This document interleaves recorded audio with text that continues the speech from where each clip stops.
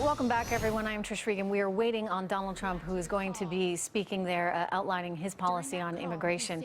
As we wait for him, we are listening right now to family members who were related to victims of illegal immigrants, people who had been hurt by these illegal immigrants. And obviously, they have a lot of frustration when it comes to this issue. You think only of Kate Steinle, for example, and the challenges her family has been through, and the frustration knowing that the man who murdered her had been admitted or snuck into this country 5 times. Now, Donald Trump's visit to Mexico today certainly put the southern border front and center in terms of the news flow. But, you know, strengthening all of our borders is certainly critical to our national security and, importantly, our fight against terrorism. With me right now, Dr. Zuhdi Jasser, the president of the American Islamic Forum for Democracy, and Dr. Sebastian Gorka, one of the foremost experts on terror and author of the best-selling book, Defeating Jihad.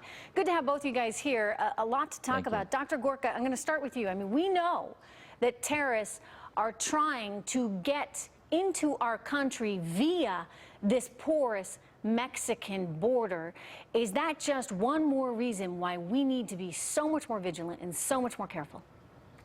Absolutely, Trish. Everybody associates Judicial Watch with their incredible work on the Hillary Gate, the Servergate scandal. What they've also done is they've documented, Chris Farrell especially, how the rat runs in the South, the coyote runs, are being used by jihadi terrorists. So where there are people moving across the border illicitly, where drugs, where weapons are being smuggled across, that is something that will be exploited by terrorists. And borders are part of national security.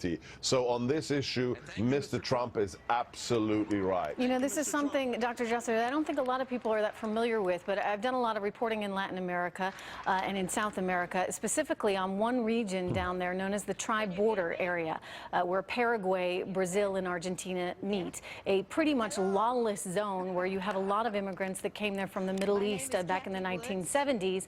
And the thought is that this is really a hotbed for extremism. In fact, it is said to be the biggest source of funding for Hezbollah outside of Iran.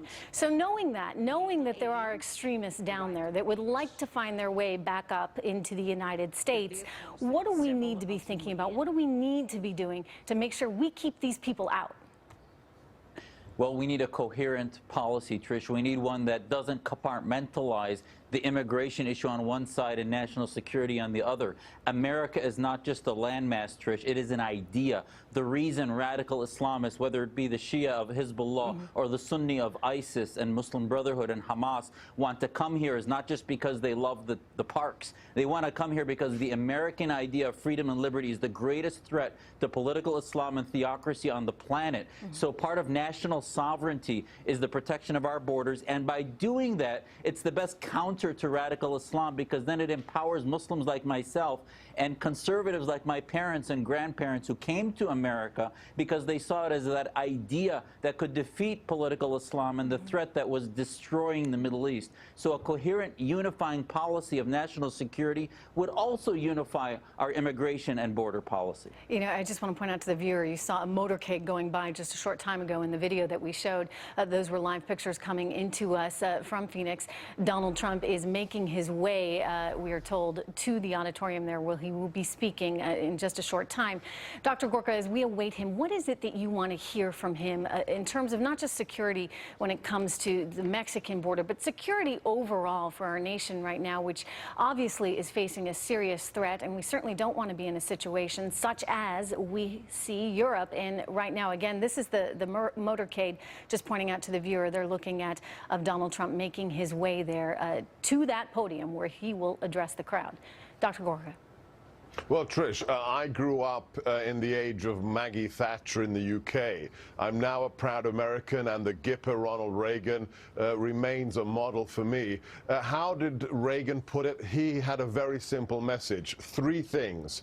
Reinstill the good feelings, the patriotism of the American people, feeling good about themselves. Restore the economy and defeat the Soviet Union. Just 3 things. I would like to hear Mr. Trump translate that that simplicity into the year 2016. I want to hear more on the wall. It's going to be real. It's going to be built. I want to hear him talk about fixing the economy. He's a billionaire. And I want to hear one thing, and I think Zudi agrees with me here. We have to destroy ISIS. If he sticks to those three things, then he will have spoken to and connected with the majority of Americans that want to be reassured that we can defeat the jihadists and our children can be safe. I want to talk to both of you on the other side of his speech tonight, so I'll be talking to you some more throughout the evening. Thank you, Sebastian and Zudi.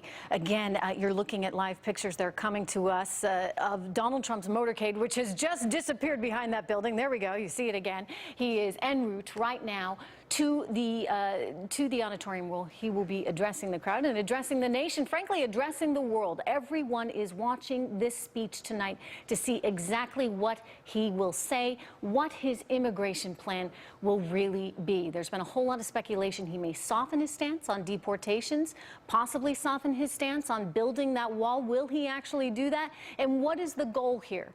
Will he bring in independents? Will he bring in some Republicans that are not swayed by him yet? We're going to talk about all of it coming back with Trump's speech after this.